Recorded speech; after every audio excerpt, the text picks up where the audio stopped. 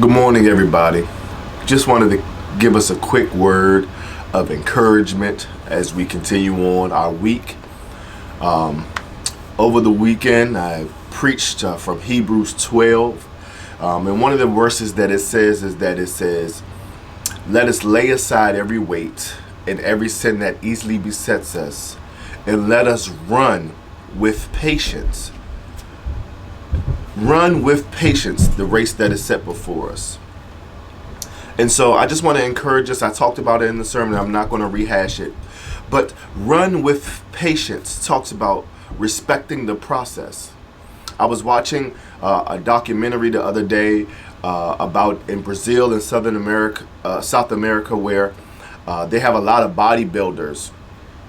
But a lot of bodybuilders are taking the cheap route. They're using a synthetic drug called synthol, and they're injecting it into their muscles and every parts of their body because it's inflating them, because they achieve the look that they want. If you can see that posted behind me.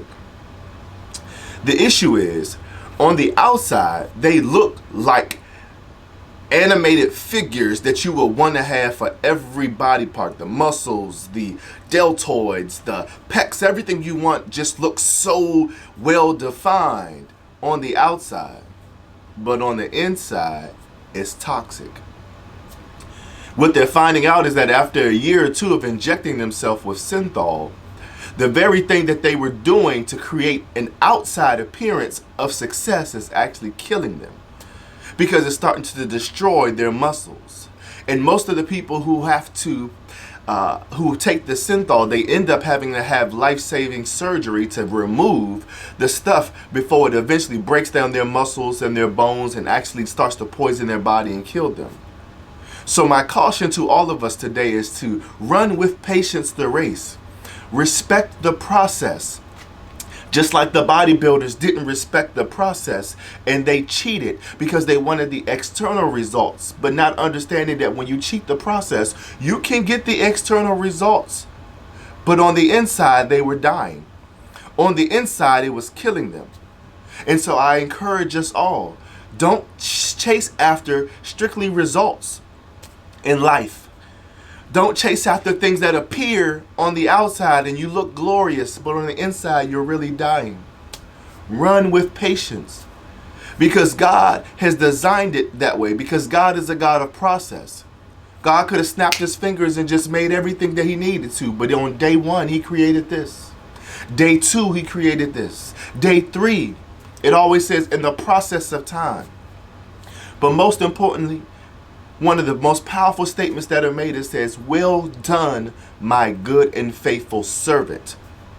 Not how fast you got here, not what you did, your accomplishments, and how many degrees and businesses and everything else, and you should have those things, but it doesn't talk about all the external things. It says, "Well done, my good and faithful servant." It talks about a process, a servant who was serving the process. So I encourage you, seek ye first the kingdom and all its righteousness. If you fall in love with the process, the results will yield itself. I say this all the time. I haven't done youth ministry. I know youth who get 4.0s and 4.3s and 4.5s, but nobody ever asked them, how did you get those grades? Because we've been blinded by the results and not the process. And I'll tell you, a lot of them are bold enough even to tell you, yeah, we cheat. Don't fall in love with the results, the process. Don't have fake muscles. Build up inner muscles, because the inner muscles are what's going to get us through the hard times. The inner muscles are what defines our character and integrity. And I think that we should really start to measure character integrity more than we do the external things, because the external things are the things that can be faked, like muscles. But character and integrity are what's done when no one's looking. So let's spend more time on running the race with patience, or as we call it, falling in love with the process, so that we know at the end of the day, God is pleased at how we achieved the results and how we ran the race versus whether or not you came in first or second. God is not judging your ability to finish first. God is looking at your heart and how did you run the race. So let's respect the process, run with patience, so that we can all hear those great words. Well done, my good and faithful servant.